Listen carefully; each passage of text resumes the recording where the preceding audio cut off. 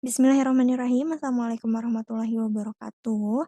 Halo teman-teman Understand Indonesia. Saat ini kita kembali lagi nih ke topik kebidanan ya.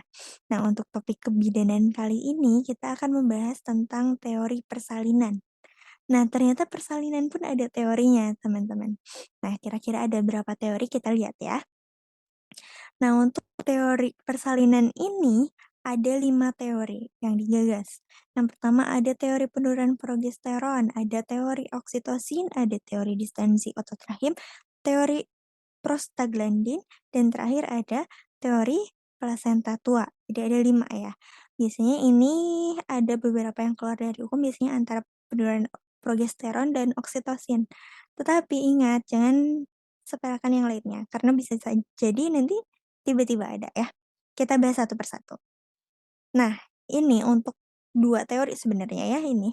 Nah, di 2 teori ini saya masukkan tentang teori penurunan progesteron dan oksitosin. Kenapa disatukan? Karena teori kedua ini sebenarnya sangat berhubungan gitu. Nah, untuk mempermudah mengingatnya, saya satukan. Kita lihat dari level of hormones in pregnancy ini. Nah, ada beberapa hormon kan, ada HCG, kortisol, oksitosin, progesteron, estradiol, prolaktin. Bentar teh, estradiol ini apa gitu ya? Estradiol ini merupakan estrogen. Ya, ini kata lain dari estrogen. Kita lihat di kehamilan ini. Nah, ini sampai 40 minggu kehamilan, teman-teman bisa dilihat ya, dari 0 kehamilan sampai 40 minggu kehamilan. Biasanya aterem itu di 37 sampai 40. Jadi di sini nih aterem nih, sudah mulai. Tapi ada juga yang menyebutkan aterem itu dari 37 sampai 42. Nah, sebenarnya 2 minggu akhir itu hanya, jarak aman gitu ya. Selanjutnya kita lihat, di awal kehamilan HCG ini yang naik, otomatis karena HCG naiknya terjadi apa? Terjadi mual muntah. Lalu ketika turun di trimester 2 nih, mulai turun di trimester 2 kita lihat.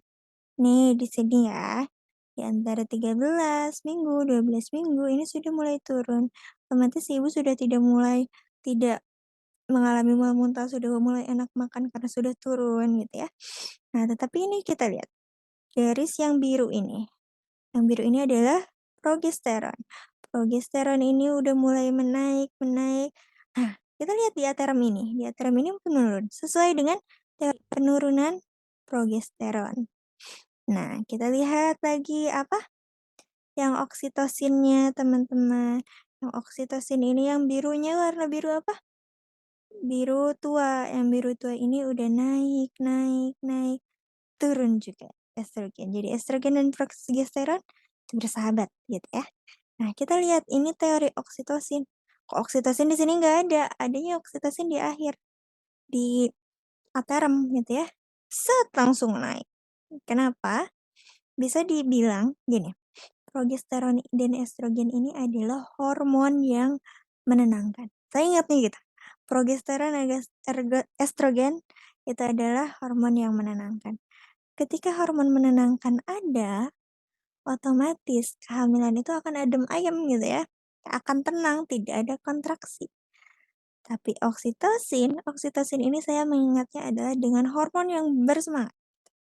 Ketika hormon ini datang, otomatis ada kontraksi gitu. Ketika oksitosinnya di sini tinggi dan progesteronnya turun, tidak ada yang menenangkan si oksitosin, teman-teman. Nah, ketika ini muncul, oksitosin tidak ada, gitu ya, karena si kehamilannya tenang, tidak ada kontraksi dan yang lainnya. Ketika oksitosin naik, progesteron menurun, otomatis tidak ada yang menenangkan. Dan akhirnya adalah adanya kontraksi. Itu untuk teori pertama, antara penurunan progesteron dan oksitosin. Nah, hormon ini yang menyebabkan adanya kontraksi rahim. Maka ketika ada oksitosin di awal kehamilan atau di pertengahan kehamilan, maka terjadi kontraksi yang terlalu berlebihan. Ini juga salah satu teori yang mendukung kenapa ketika kehamilan atau ketika persalinan, kita biasanya merangsang ibu dengan puting susu gitu ya. Di puting susunya pegang gitu, itu akan menimbulkan oksitasinya meningkat dan akan menimbulkan kontraksi kembali. Karena untuk oksitosin ini ada di kelenjar-kelenjar puting atau di payudara dan ada juga di, kelenjar-kelenjar otak gitu ya, nanti dikeluarkannya. Maka si hormon ini keluar, terjadilah kontraksi, gitu. Untuk prolaktin, prolaktin ini adalah hormon menyusui yang mengeluarkan ASI. Biasanya mulai muncul di akhir-akhir karena ASINya sudah mulai terbentuk. Itu untuk progesteron dan oksitosin aman ya, cukup ya. Kita lanjut ke teori selanjutnya. Teori selanjutnya adalah teori distensi otot rahim, teman-teman. Nah, ketika kehamilan, maka terjadi pembesaran gitu ya, keregangan. Jadi distensi ini bisa juga disebut dengan peregangan. Ada peregangan otot rahim karena si rahimnya yang dari 8 senti sampai 40 senti terus membesarkan, bertumbuh. Namanya rahim, kebayang nggak seperti balon, ketika kita tiup ada batas maksimalnya. Ketika maksimal otomatis si bagian luarnya itu sudah menjadi tipis kan. Nah, ketika tipis ini maka mengakibatkan yang dinamakan dengan iskemia otot uterus atau kekurangannya oksigen karena saking tipisnya. Ketika sudah tipis, ada iskemia, maka terjadilah degenerasi dari plasenta. Plasenta tidak bisa menyerap lebih baik lagi gitu karena oksigennya sudah berkurang, nutrisinya sudah berkurang juga, jadi tidak baik untuk janin. Maka ketika si rahimnya sudah membesar dalam kondisi maksimal akan terjadinya kontraksi gitu teman-teman. Jadi untuk teori-teori ini adalah seperti, bagaimana cara menimbulkan kontraksi untuk persalinan, gitu teman-teman. Kita lanjut ya, kita lanjut ke teori ketiga. Teori ketiga ini merupakan teori prostaglandin.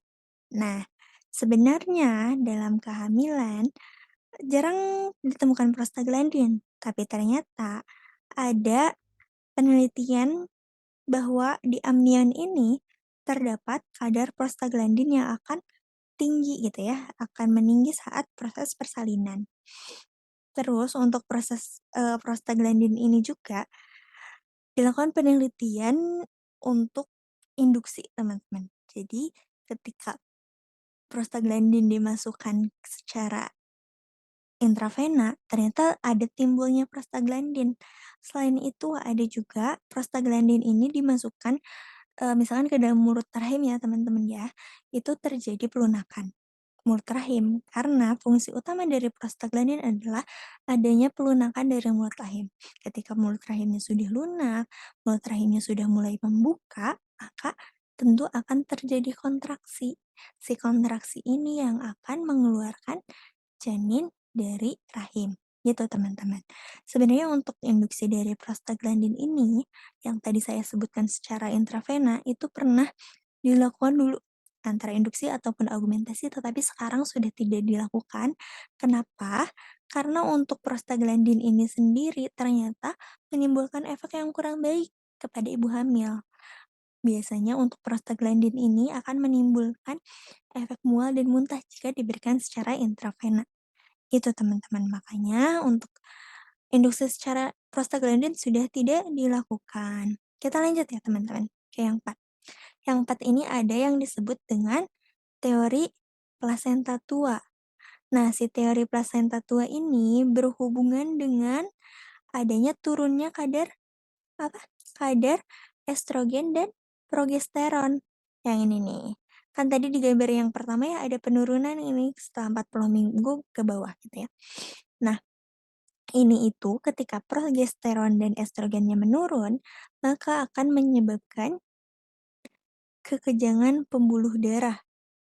Ya, ketiga, progesteron dan estrogen menurun akan menyebabkan kekejangan pembuluh darah. Nah, selain itu juga ini berhubungan dengan teori yang ketiga. Teori ketiga yaitu distensi otot rahim.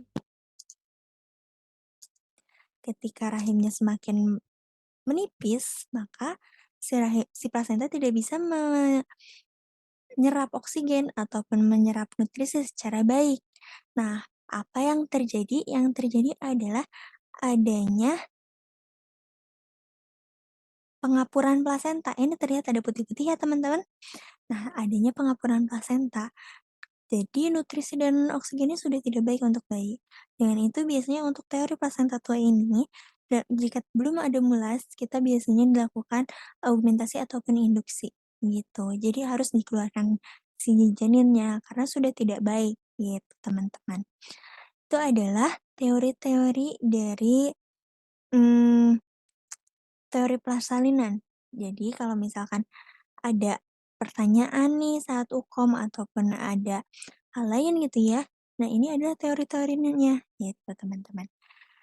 Itu teori dari persalinan, hanya sedikit, jelas, singkat. Jadi gak mudah untuk dihafal, mudah untuk diingat.